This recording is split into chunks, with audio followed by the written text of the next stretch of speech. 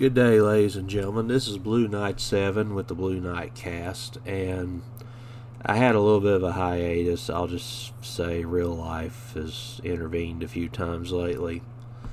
But I wanted to jump back in here with what I'm calling episode 22. If you've been counting on the playlist, you'll notice I believe it's episode 20 missing. I'll just say that one screwed up, and I had to take it down and fix it, and or still trying to fix it, and I'll figure out how to cure that later. But I'm coming in here today with episode 22, which is the Mario Kart World Direct reaction. We just had a direct dedicated to Mario Kart World earlier this morning at 9 a.m. Eastern, and I watched it. And I just wanted to take a minute to give my reaction to it and just discuss the game in general.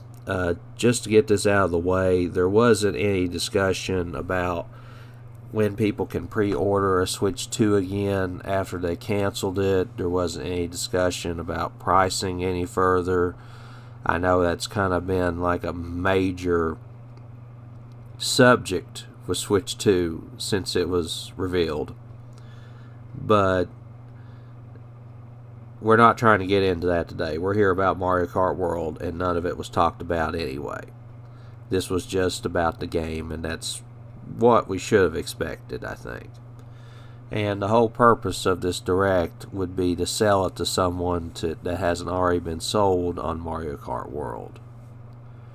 Now, just to take a step back and ask, did it do that job? I think it did. I mean, I'm sold on the game, so to speak. I believe I said in the episode it didn't get up that I may not be able to get a Switch 2 at launch the way things have played out, but I definitely want this game with my Switch 2. And if at all possible, I'll try to probably just get it bundled with the Switch 2, because just looking at what we've seen so far, I'm kind of convinced there may be some ongoing content or ongoing DLC. So it's probably one of them games where you might as well download it, and it's probably going to be one of them games where it's kind of evergreen in that you will probably be playing this sporadically at different times throughout the Switch 2's life cycle, like multiplayer. Some games I do believe you might as well download. And if you can get this as a download with Switch 2 as a bundle and only pay $50 for the game, to me, from what I've seen so far, it is definitely worth that. We can debate the $80 price point for the physical separate or the game separate all day. But for $50 as part of the bundle, I think that is the way to go. So, that being said, the game itself, I don't think the Direct showed any big, amazing, overwhelming revelations. I think it mostly clarified and maybe fleshed out a little bit the things we already knew. But it kind of reinforced, if it is what we think it is. That's what this Direct really accomplished to me. Kind of backed up the claims they made in the Switch 2 Direct. But a lot of footage of them driving through these tracks in the open world. And it feels kind of clear to me that the continent really is designed to be like a giant track. There's just so many different alternate roads and so many areas that are designed to be a self-contained track within themselves, but you can freely enter and exit. Free roam is going to be the most interesting mode here, I think, along with knockout mode. Interestingly enough, they did show that there are a lot of retro tracks, like tracks from older games, embedded into this world and scattered throughout. I don't think they've made it 100% clear how many tracks are in the game yet. And the most curious thing to me, I believe some people counted about 7 different Grand Prix Cups or maybe 7 different Knockout Mode Cups. There's probably an 8th one that's hidden for each one for after completing the first 7. But even with the 8 cups in each, it seems like there's a lot of combinations of tracks or different ways to do this. Navigate a Grand Prix or a knockout mode course that aren't being tapped. And I did see where in versus race mode it looked like you could make a custom Grand Prix or a custom knockout race, if I understood correctly. And you could use like connecting roads between tracks that haven't been used in the normal cups.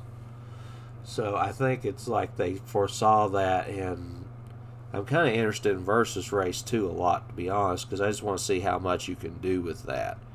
Can you make a one-player mode race against computers, all computer control? Can you just how far you can take that, obviously for multiplayer too. And battle mode, I was hoping to see something there. It looks like, though, the battle mode is not so much let you loose on the island as the whole continent as it is. You're dropped in a certain area, like an actual arena, like an area of the continent cut out as an arena, and that's where you are. And it looked like there was the big donut course, the big donut arena from prior games, other ones. This, I'm thinking there was a whole lot of time put into the design of this open world. Because not only is it an open world, it was clearly designed to accommodate all these random tracks and arenas and then connect them. And I feel like the work put into that is how they got to their $80. Like there's an open world tax here. That's just an opinion. We'll know more in time, I guess, but that's just my opinion. Still not saying I agree with $80, but I'm starting to see why they're not backing down too. Now, they did hint that there is a rainbow road, and basically you got to complete all the other cups first. And it looked like, yes, it'll be like that leak that went around on X in different places, that there's some sort of a rainbow road track floating over the center of the continent. So, no big surprise. It would, if Mario Kart didn't have a rainbow road, they would have dropped the ball on that. So, not surprised that there is one. Kind of curious to see where that goes, though. Like, will it just be a track with the courses you already see on the map, and then Rainbow Road is last? Just kind of curious to see where that goes. New racers, drivers, there's a ton.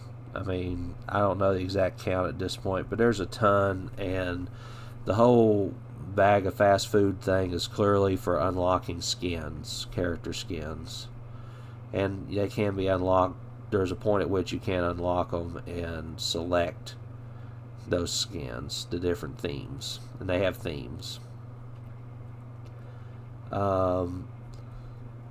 I appreciate the fact that they didn't try to make this a Nintendo cart, because how else could you have something that reaches so deep into the Mario franchise with the different drivers and vehicles that they have?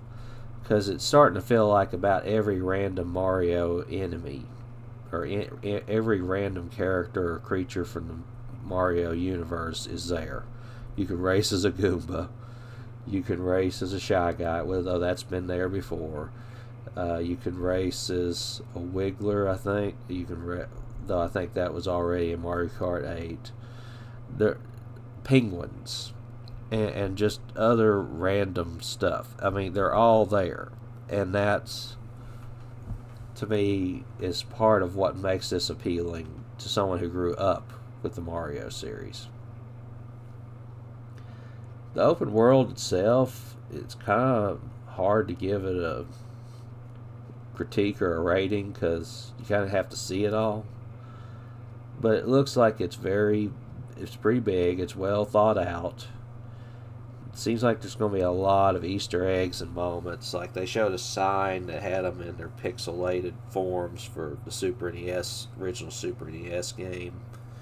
There's going to be a lot of random things just to find. And in the same way, people spent years talking about random things they found in Breath of the Wild. I think this is going to be, that's going to happen with this game to some extent.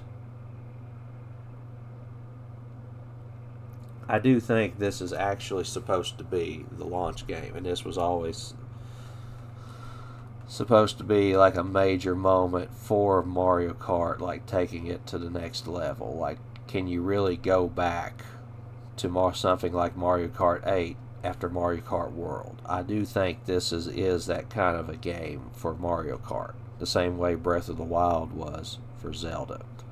I'm not saying it can't go back to something like 8, but it's going to have to justify it. So that's kind of how I see it. And so overall, was I pleased by the Direct? I was. I mean, I got what I wanted out of it. I didn't want to see a lot more. I didn't need to see a lot more than what was already shown at the Switch 2 Direct. I was probably one of the easier to satisfy people, to be honest. And as far as getting, like, whether I get a Switch 2 of Mario Kart World bundled in, yeah, I'd like to do that. $80, that's still a little stiff to me. That's still something where, like, I'm going to be one of these people that's going to have to pick and choose what I pay for. But would I get the bundle at this point? Yes. And yeah, I mean, to me, that is truly going to be the Switch 2 launch game, and that's probably going to be the one associated as the Switch 2 launch game. I know Donkey Kong Bonanza comes out the month after. Some people will associate it as well. But to me, this is Switch 2's Breath of the Wild.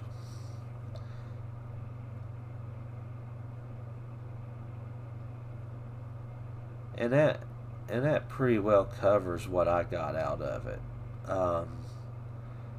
So the only other thing I would add is, and no, they did not talk about any additional content or expansions, and that was probably wise. But I do wonder if later we find out there's an expansion where there's like a different continent or a smaller island or some area that connects to the continent just to add some tracks. I don't know if that would be soon. That might be a year or two from now just to keep interest in the game. But I think it would be real easy for them to do that, and it wouldn't surprise me if we saw that later. And even if they don't go that direction, it's pretty obvious they could keep piling on new drivers, new vehicles, new skins for those characters. Not every character we would want to see has been shown, I think. So there's still potential for that. This could be a game where we do see some content added on over time, is all I'm trying to say. Which, great. Hopefully it's free because the base game is $80. But we'll see what they do. If they added a landmass with tracks, I figured that'll be a DLC with a price, the same way Booster Course Pass was for Mario Kart 8. But we'll just have to see what they do with that. I do think the $80 was a mistake. Like, they, in another time, maybe not, but right now it's just tone deaf. But as a pack-in, to get going with your Switch 2, have something to play with your friends on Switch 2, to have something with voice chat from your faraway friends on Switch 2, just to have something you could sink a few hours in exploring the continent in this game on Switch 2. I think it's all worth it. With that said, I'll close this episode of the Blue Knight Cast, episode 22. Thank you for listening, and if you enjoy my content, please like, subscribe, share. I am trying to get to 1,000 subscribers. I'd like to make this into something where I can monetize and actually keep going with it and try to add more to this as I go. I'm kind of learning as I go, and it is something I'm trying to do in spare time, but right now. But if you like, please like, subscribe, share. Thank you for listening, and I hope to put out some more content soon, and have a good day.